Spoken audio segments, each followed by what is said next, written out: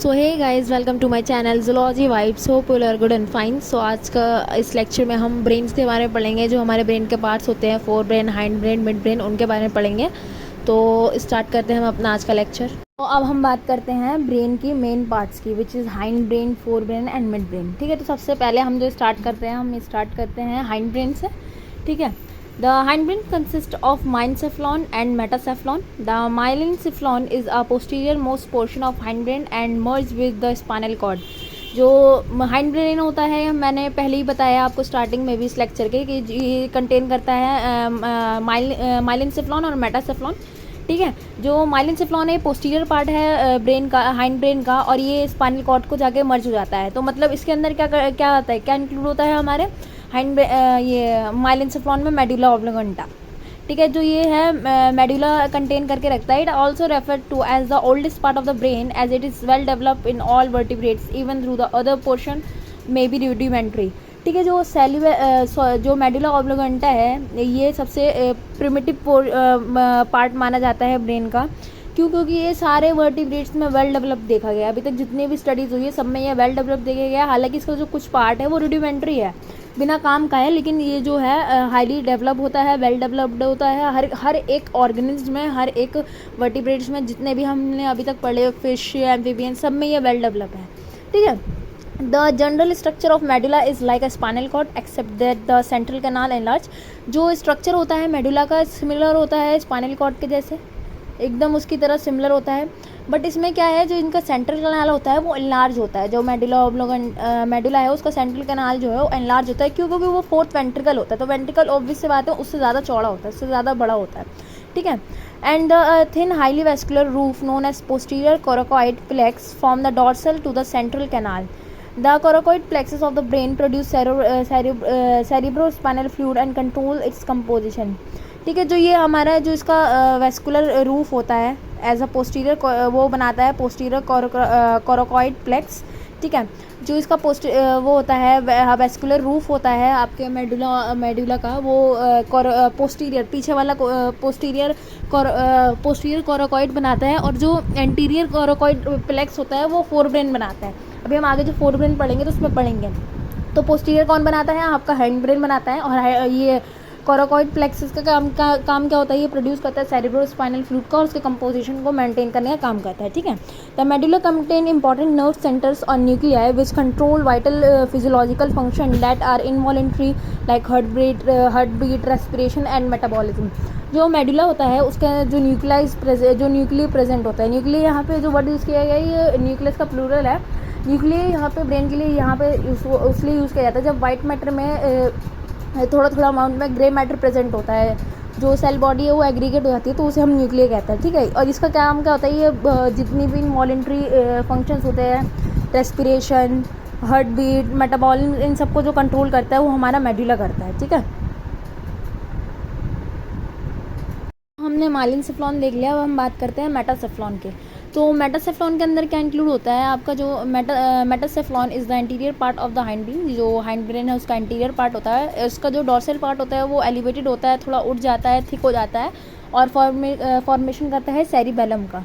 ठीक है, the cerebellum is a highly developed in animals that are active and whose balance and precise motor movement are well developed whether in water air. ये जो cerebellum है इसके बहुत सारे functions होते हैं, और ये जो सेरिबेलम है बहुत ज़्यादा हाईली डेवलप होता है एनिमल में, और इसके बहुत ज़्यादा फंक्शंस है, बहुत सारे फंक्शंस है, बहुत यूज़फुल है ये। ठीक है, पहला जो फंक्शन है इसका मेंटेनिंग बैलेंस, मतलब चाहे कोई ऑर्गेनिज्म फ्लाई कर रहा हो, वाटर में हो, कहीं भी हो, उसका जो बैलेंस होता है, इक्विलिब्रियम होता है, वो मेंटेन करना जो सेरिबेलम का काम है। ठीक है, फिर दूसरा जो होता है कोऑर्डिनेटिंग मूवमेंट।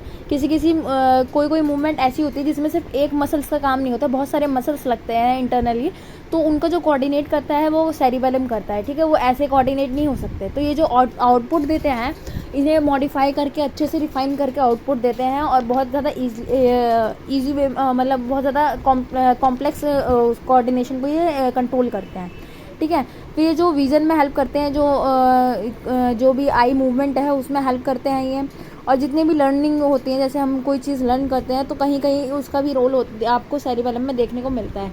ठीक है, जो एक डैमेज सेरिबेलम होता है वो ऑर्गेन्स को मूव करवा सकता है, बट एक अनकोऑर्डिनेट वे में, ठीक है। जो मूवमेंट होगी उस ऑर्गेन्स की वो एक कोऑर्डिनेट वे में नहीं हो पाएगी, वो एक अनकोऑर्डिनेट वे में होगी अगर वो सेरिबेलम जो है वो डैमेज है, ठीक है। तो सेरिबेलम का फंक्शंस हमने देख लिए, बहुत सारे फंक्शन है। विजन में हेल्प करता है, टच को सेंस करने में करता है, हियरिंग में हेल्प करता है, बैलेंस बॉडी के बैलेंस बनाने में करता है, जो मोटर आउटपुट्स होते हैं उनको मॉडिफाई करके देता है और अच्छे वे में देता है।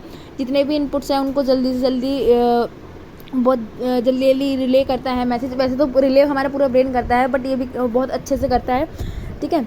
तो अब हम बात करेंगे पॉन्स की, ठीक है। जो इसका तीसरा पार्ट है वो है पॉन्स, ठीक है। तो पॉन्स होता है एक ब्रेन स्टेम का ही मेडुला के कंटिन्यू में ही ये पोर्शन है, और इसका काम होता है किसमें, फेशियल मूवमेंट में, जो हमारे चेहरों की मूवमेंट होती है, जो हम फेशियल एक्सप्रेशन कहते हैं जिसमें वो देते हैं, उसमें होता है। और हियरिंग और बैलेंस में भी कहीं ना कहीं इसका रोल होता है, जो हमारा पॉन्स होता है, ठीक है। तो हमने ये हाइंड ब्रेन के बारे में पढ़ लिया, तो हमारा ये हाइंड ब्रेन यहाँ तक कंप्लीट हो गया है पूरा। तो अब हम बात करते हैं मेसोसेफ्लॉन की, which is the mid brain, ठीक है। तो mid brain is marked off from the hind brain very early in development by conspicuous constriction the isthmus। जो मिड ब्रेन है वो बहुत जल्दी ही जो हाइंड ब्रेन से है अलग हो जाता है, डिफ्रेंशिएट हो जाता है, और दिखने में भी लगता है कि वो अलग हो चुका है आपका जो हाइंड ब्रेन है उससे, ठीक है, बहुत अर्ली डेवलपमेंट में ही। The floor and wall of mesencephalon are thick and composed of fibre tract called the cerebral peduncle. जो फ्लोर और वॉल होती है मेसेनसेफ्लॉन की वो थिक हो जाती है और कंपोज करती है वो फाइबर के ट्रैक्ट को, जिसे हम सेरिब्रल पेडिकुली कहते हैं। कनेक्ट ये जो किसको कनेक्ट कर रही होती है, जो सेरिब्रल पेडिकल्स होते हैं ये फोर ब्रेन और हाइंड ब्रेन को कनेक्ट कर रही होती है, ठीक है। The roof consist of thick layer of grey matter, the optic tectum. जो रूफ होती है वो ऑप्टिक टेक्टम को कंटेन करके रखती है, बहुत ज़्यादा थिक होती है और ग्रे मैटर के बनी हुई होती है, मतलब वहाँ पे जो है सेल बॉडीज का एग्रीगेशन होता है, ठीक है। The central canal of mid brain is of a relatively small diameter forming a canal of cerebral aqueduct. जो सेंट्रल कैनाल होता है मिड ब्रेन का वो उसका डायमीटर ज़्यादा नहीं होता, वो ज़्यादा चौड़ा नहीं होता है, क्यों, और वो फॉर्मेशन कर रहा होता है सेरिब्रल एक्विडक्ट का, जो हमने कैविटीज़ में पढ़ा था, जो कैविटीज़ का फॉर्मेशन हुआ था उसी में पढ़ा था। जो कैसे कैसे वेंट्रिकल्स जो बन रही थी उसी में हमने पढ़ा था, जो सेरिब्रल एक्विडक्ट को भी। और ये कहाँ पे होता है, between hind brain and mid brain. Mid brain में सेरिब्रल एक्विडक्ट होता है और हाइंड ब्रेन में जाके क्या बना जाता है, फोर्थ वेंट्रिकल का फॉर्मेशन कर लेता है। In lower vertebrates two optic lobes arise from the roof. The optic lobes in lower vertebrates serve as a centre of visual sense. जो ऑप्टिक लोब्स होते हैं वो जो लोअर वर्टिब्रेट्स होते हैं फिश वगैरह में जो होते हैं वो ऑप्टिक सेंस, विजुअल सेंस का काम करते हैं, मतलब किसी चीज़ को देखने वेखने का सेंस करते हैं। बट जो हायर वर्टिब्रेट्स होते हैं उसमें प्रेजेंट तो होते हैं, ठीक है, बट ये सॉलिड फॉर्म में होते हैं, उन्हें हम टेक्टम कहते हैं, ठीक है। वहाँ पे ये कोई विजुअलाइजेशन में हेल्प नहीं करते हैं, बस वहाँ पे हायर वर्टिब्रेट्स जैसे हम लोग में ये विजुअलाइजेशन का में हेल्प नहीं करते हैं, बट हाँ ये सॉलिड वॉल होती है और उसे टेक्टम कहते हैं। सो जो आपका मिड ब्रेन होता है तो उसका जो पोस्टीरियर साइड होता है मिड ब्रेन का, जो पोस्टीरियर पीछे का साइड होता है, वहाँ पे आपको 4 ऐसे स्ट्रक्चर्स दिखते हैं जो एलिवेटेड पोर्शन होते हैं मिड ब्रेन के। उन चारों स्ट्रक्चर्स को हम कॉमनली कहते हैं कॉर्पोरा क्वाड्रिगेमिनिया। ये जो कॉर्पोरा क्वाड्रिगेमिनिया है इसका क्या ये 4 होते हैं टोटल प्रेजेंट, और इसे दो के पेयर पे डिवाइड कर रखा है। जो ऊपर वाले 2 होते हैं उन्हें सुपीरियर कॉलिक्युलाई कहते हैं, और जो नीचे वाले होते हैं उन्हें इन्फीरियर कॉलिक्युलाई कहते हैं, ठीक है। तो ये कहाँ पे पाए जाते हैं, आपको posterior side of mid brain में देखने को मिलता है, ठीक है। ये राउंड होते हैं, सर्कल जैसे होते हैं और थोड़े उभरे हुए पार्ट होते हैं, ठीक है। तो जो इन्फीरियर कॉलिक्युलाई होता है वो आपके ऑडिटरी रिफ्लेक्सेस को वो करता है। जितने भी आप साउंड सुनते हैं, जैसे एकदम सडनली कोई साउंड आई, कोई जैसे आप खड़े हुए एकदम झुक करके कहीं गाड़ी निकली, तो आपको समझ में आता है ना कि गाड़ी की आवाज़ आई, कैसी आवाज़ आई, कोई बाइक ले गया बहुत स्पीड में, तो वो आपको समझ में जो आता है वो इन्फीरियर कॉलिक्युलाई के थ्रू समझ में आता है, क्योंकि वो जो भी सडन ऑडिटरी रिफ्लेक्सेस होते हैं उसको कैच करने का काम करता है, ठीक है, उसको सेंस करता है। सिमिलरली जो आपका सुपीरियर कॉलिक्युलाई होता है वो आई से अटैच होता है। जितने भी आप विजुअल रिफ्लेक्सेस देखते हैं, कभी कभार आपको लगता नहीं, जैसे हम देख कहीं और रहते हैं सीधे, लेकिन हमें साइड का व्यू दिख जाता है, कोई साइड से निकला तो हमें दिख जाता है कि हाँ साइड, तो पता चल जाता है कोई यहाँ से गया है, वो हमें साइड से देखने को मिल रहा है, तो वो विजुअल रिफ्लेक्सेस हो गए। तो जो हमारे सुपीरियर कॉलिक्युलाई होता है वो विजुअल रिफ्लेक्सेस को कंट्रोल करता है, सेंस करता है, और हमारा इन्फीरियर कॉलिक्युलाई ऑडिटरी रिफ्लेक्सेस को जो है कंट्रोल करता है या सेंस करता है, ठीक है। और जो ये हमारा इन्फीरियर कॉलिक्युलाई होता है ये कोऑर्डिनेट करता है movement between year and neck. Inferior जब ईयर से रिलेटेड है, ऑडिटरी से रिलेटेड है, तो ऑब्वियसली बात है यहाँ पे आपको कॉमन सी चीज़ समझ लेनी चाहिए। जो इन्फीरियर कॉलिकुलाई है वो मूवमेंट को कोऑर्डिनेट करता है बिटवीन नेक और ईयर, और सिमिलरली इसका अपोजिट जो सुपीरियर कॉलिकुलाई है वो कोऑर्डिनेट करता है movement of eye between eye and neck. इन दोनों का जो मूवमेंट है वो सुपीरियर कॉलिकुलाई करता है, और जो ईयर और नेक का है वो इन्फीरियर कॉलिकुलाई कहते हैं। और इन चारों को आपस में कॉर्पोरा क्वाड्रिगेमिनिया कहते हैं, ठीक है। ये कहाँ पाए जाते हैं? Posterior part of the mid brain. तो अब मैंने आपको मिड ब्रेन के बारे में बता दिया, अब हम बात करते हैं फोर ब्रेन के बारे में, ठीक है। तो जो हमारा फोर ब्रेन होता है ये भी दो पार्ट कंसिस्ट करके रखता है, एक डाइनसेफ्लॉन, एक टेलेनसेफ्लॉन, ठीक है। तो सबसे पहले हम डाइनसेफ्लॉन के बारे में पढ़ेंगे। तो the diencephalon is the initial portion of the forebrain and regulates many body functions. It contains the expand neural canal और third ventricle। जो हमारा थर्ड वेंट्रिकल होता है वो डाइनसेफ्लॉन उसे इनक्लोज करके रखता है, और ये इनिशियल पोर्शन होता है हमारे फोरब्रेन का, और इसके बहुत ज़्यादा जो बॉडी रेगुलेशन में जो फंक्शन होता है वो होता है, ठीक है।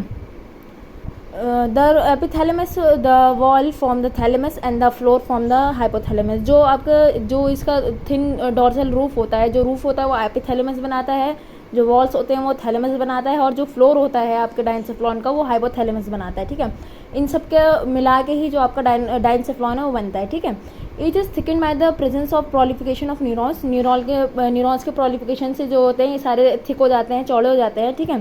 The epithalamus is made up of the parietal body और the parapineal and the pineal gland in the lower vertebrates. जो लोअर वर्टिब्रेट्स होते हैं उनमें एपिथैलेमस किससे बना होता है? जो आपका पैराइटल बॉडी या पेरापेराइनल बॉडी जो पेनल ग्लैंड से होते हैं उनसे बना होता है।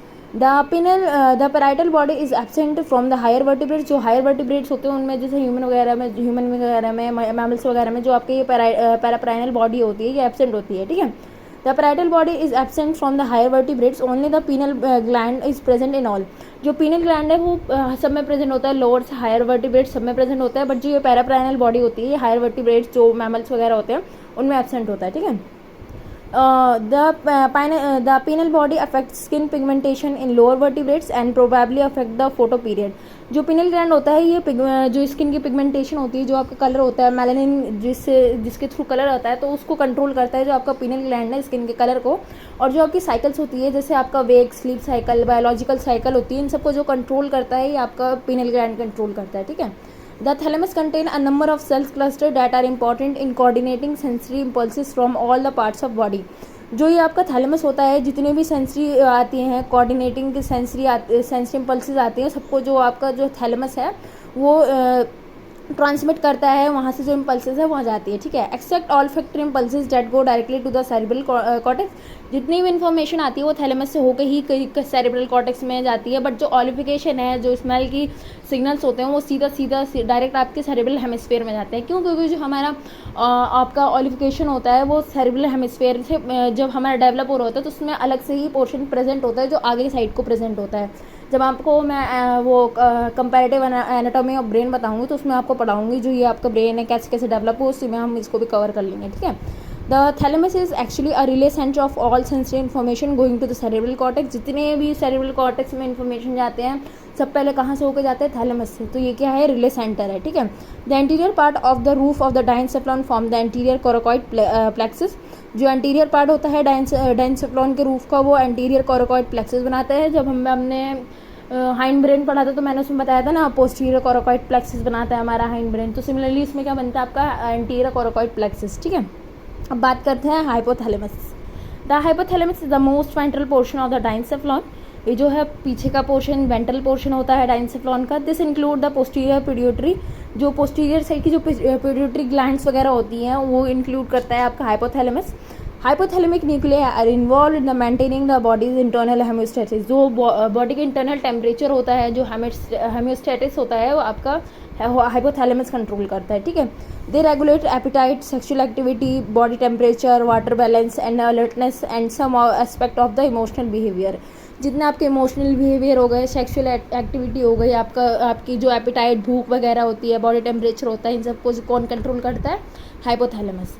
Hypothalamus stimulates the pituitary gland to regulate many homeostatic function. जो हाइपोथैलेमस है वो पिट्यूटरी ग्लैंड को क्या करता है?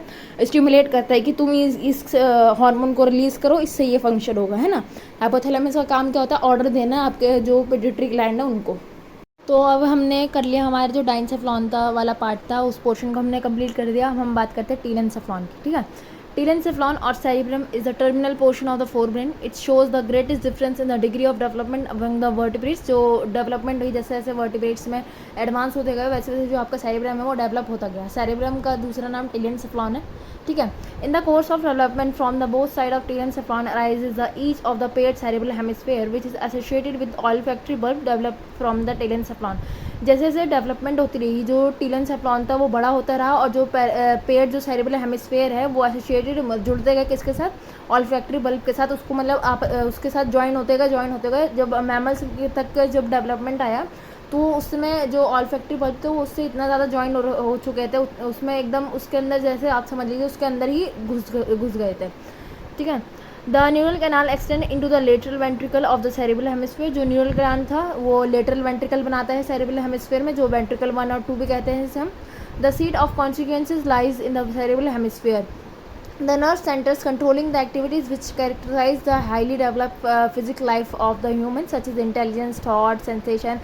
जितना भी आप सोचते हैं, आपकी थिंकिंग, आपकी इंटेलिजेंस, आपकी पर्सनैलिटी जो भी है वो आपके सेरिब्रल हेमिस्फीयर पर डिपेंड करती है ना. जो आपका फोरब्रेन है उस पर डिपेंड करती है.